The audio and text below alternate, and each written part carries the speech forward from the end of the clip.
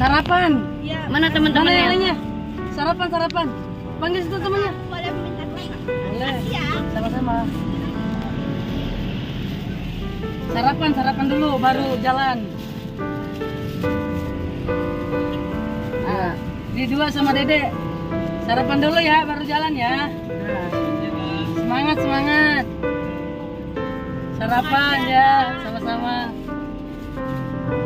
Sarapan, yuk, kan berkati sehat ya.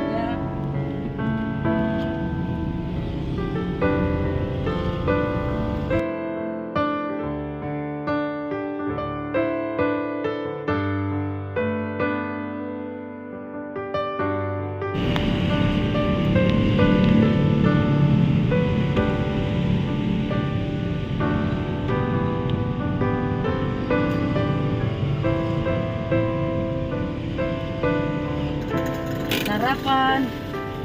Ayo sama-sama. Ya sarapan ya. Terima kasih ya. Dan berkati ya sarapan. Itu buat adeknya. Buat Dede. Ya, Pak Dede, siap ya. Sama-sama. Ayo dan berkati. Awas nak.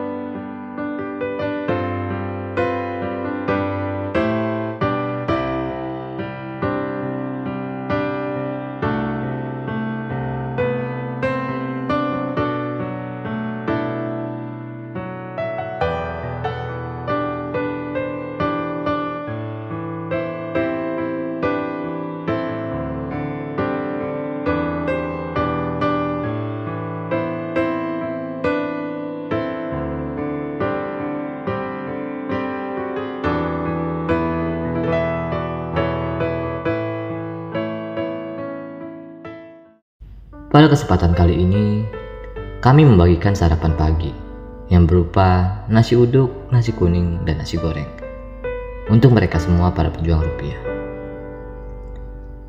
Sebelumnya kami melihat semakin hari semakin banyak sekali orang-orang yang tidur di pinggir jalan dan di bawah flyover.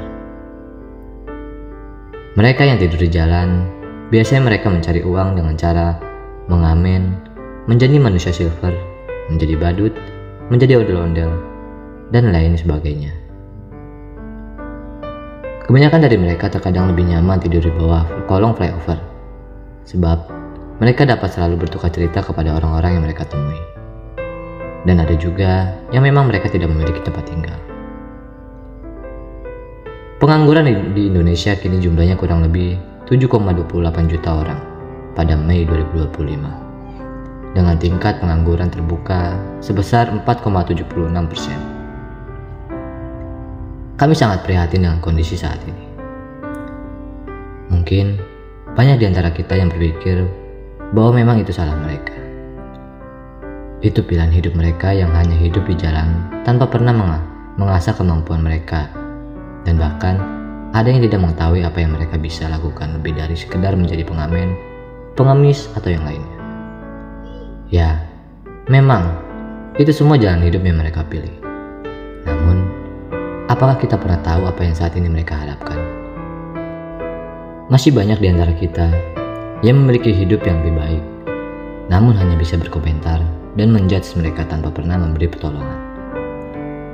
Mereka butuh uluran tangan kita. Apakah kita pernah berpikir bahwa uang Rp1.000 itu sangat berarti bagi mereka? Dengan kita memberi, kita dapat sedikit meringankan beban mereka. Dan jika tidak dapat memberi, kita jangan berkomentar atau bahkan menjudge mereka. Bukankah Tuhan telah melengkapi kita dengan peralatan rohaninya? Bukankah kita yang percaya dapat merubah sesuatu yang mustahil menjadi mungkin dengan doa? Konten ini bukan bertujuan untuk menyombongkan diri atau menunjukkan betapa mulianya kami yang dapat berbagi kepada mereka yang membutuhkan.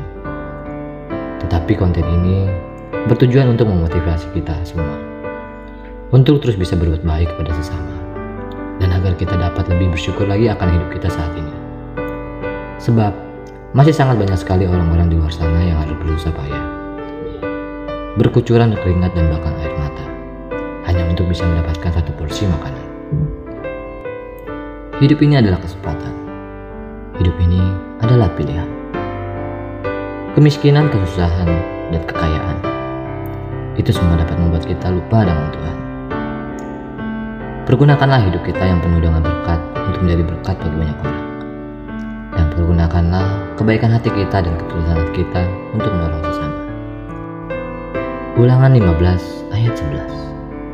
Sebab orang-orang miskin tidak hentinya akan ada di dalam negeri itu. Itulah sebabnya aku memberi perintah kepadamu. Demikian, haruslah engkau membuka tangan lebar-lebar bagi saudaramu yang tertindas dan yang miskin di negerimu. Kiranya tayangan ini dapat menginspirasi kita semua untuk terus bisa berbuat baik terhadap sesama. Bukan seberapa besar yang dapat kita berikan, tetapi seberapa besar ketulusan hati kita untuk memberi kepada sesama. Dan hidup ini bukan seberapa banyak kita dikenal orang, tetapi seberapa banyak orang yang dapat kita bahagiakan.